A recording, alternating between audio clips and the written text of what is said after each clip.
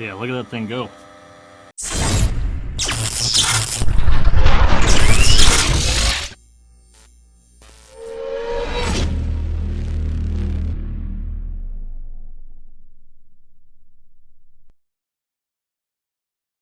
Alright guys, we've got a 2010 Infiniti QX56. This is actually the wife's car. She was saying she's got a check engine light on. I checked it out. We've got a Evap leak small and an Evap leak large. What we're going to do, I keep forgetting to record this for you guys, but I kind of didn't think to record until I got this far, but I was like, oh crap, this is a perfect opportunity to do the smoke machine, because I kind of wanted to do a video on that. You guys always ask a ton of questions about it, about what I'm using it for and how I'm using it and all that. So we got it set up here. I just now remembered to film, so I just busted out a couple tripods. So we're actually in the garage. It's dark outside, so got the hood light on. Should provide us some good good lighting. So in the kit you get the smoke machine, the SDT-206, and then like I griped about before, man, I just haven't had time to do it. Make long cables for these things, because they're only like, I mean, that's as long as the cables as you get. So on the back, hook it up, there, let's go there, and as soon as you put the cables on the battery, the compressor turns on, because this thing has an internal compressor, and that's what I got it for, was because I'm mobile, so I really need the ability to do this without having air sometimes. If I'm out in the parking lot, just hook a jump box up to it and go to town. So it's good. It's got an internal compressor. There's no external air. No, you can't add external. I mean, sure, you could take it apart and add external air if you wanted, but there's no port for it on there. And this unit's good and beat up. It's been it rolls around in my truck all day long, so it's done really good out in the weather. Everything seems to have held up really well. So in the kit, you get one of those bladders for doing exhaust and intake work that's got like a bleed off valve, so we can tighten that down. Put that in an intake or an exhaust or an intercooler tube or something, because the 206 model is the high pressure. It's rated up to, they say 16 psi, but mine goes higher than that. Then you've got the exhaust cone, and this is what we're after in the kit right now, is our adapter for the Evap system. And then it does come with a Schrader tool and a little diffuser tool also. It's a little adapter. It does not come with oil, so I bought the Redline oil for it. I always use the Redline in the Redline machine, so I just figured why not get the oil, because I like the Redline oil. Seems to work really well, makes a lot of good smoke. So we'll get the Schrader tool out. Alright, so we got the green Evap cap. You guys know what's going on here. The only tip I can give to you guys is that the Schraders in almost all of these are reverse thread. That's just how almost all of them come. The Schrader tool that comes with it does both large and small size, or regular size, I guess is what you would call it, because that's what we're using for this one. And it's kind of long, so it looks like this one might be a little bit difficult to get to. So I may have to go grab my smaller Matco one. Cruddy spot.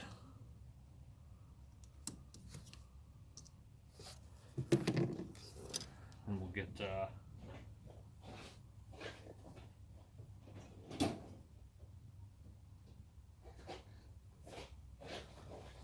some pliers.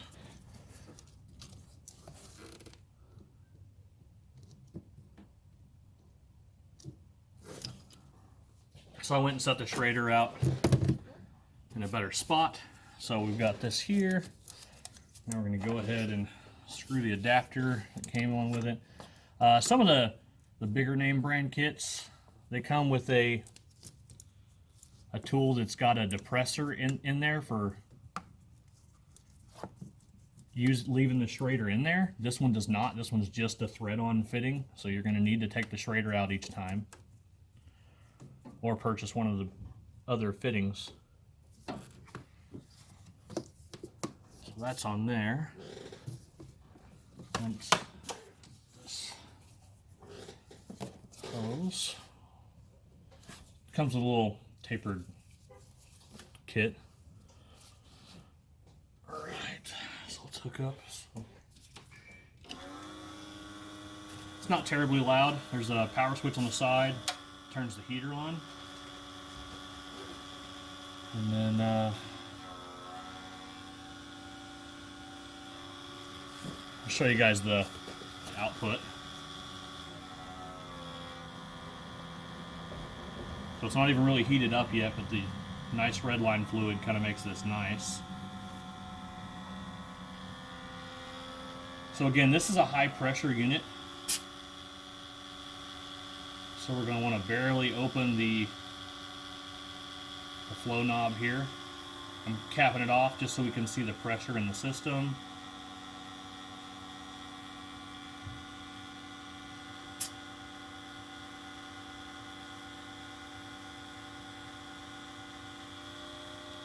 Again, I think this company makes an adapter for doing Evap systems that brings it down to like half a PSI. I don't know, it might be worth the investment, but I don't mind doing this to set it. I don't use it that often. If I was using it a lot more, then yeah, so. I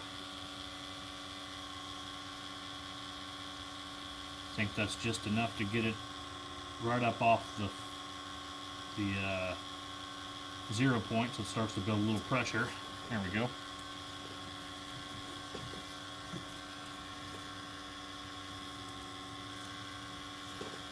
So I'll let it go, and it's got to fill the system.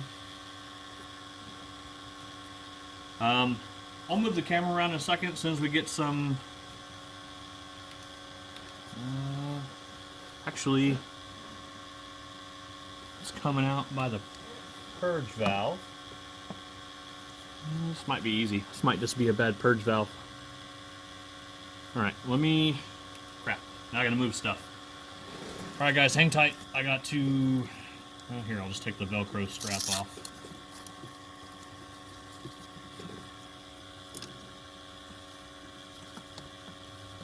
Just move this out of the way.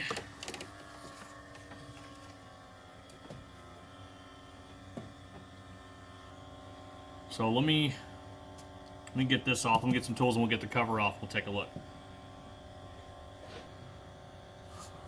Ooh. A little dark she blows. I don't know if you guys can see that or not. But look at that.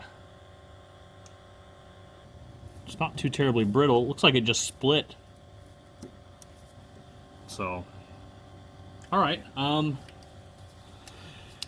that was a lot less involved than what I thought.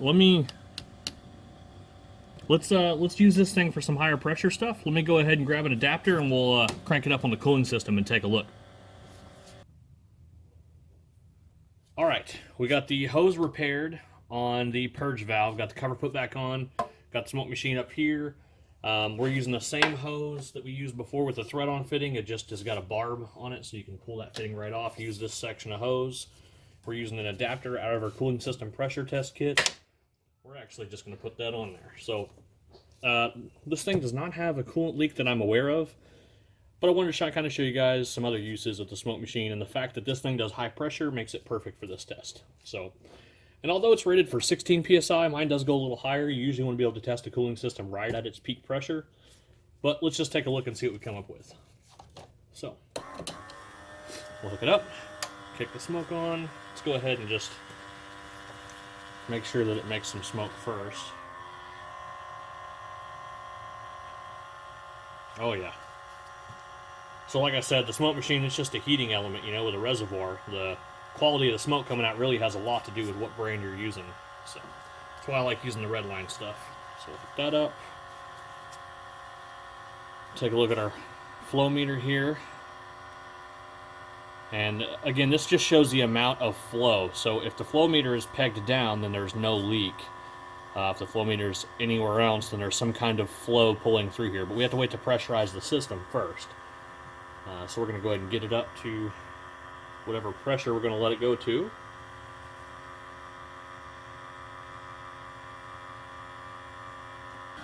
Alright, so as you guys can see, we've got it pressured up. We're not quite at 14 psi, but we're there. So it's meeting the 13 psi I really wanted to see out of it today. It's still climbing.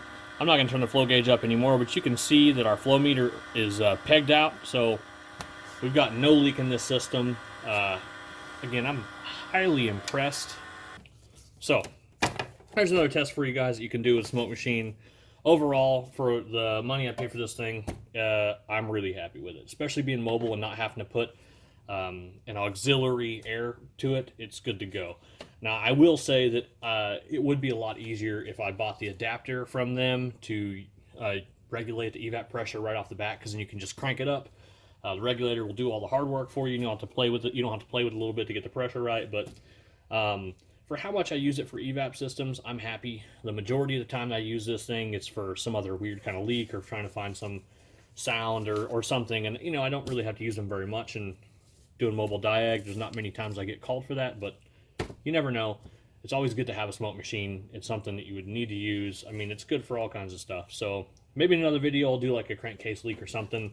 Probably on a Chevy Cruze, because it's always fun to find out how many of the normal failure items does this thing need. So, all right, guys.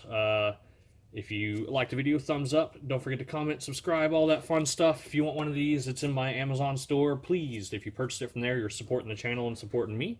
So I appreciate everything you guys do, and we'll see you next time.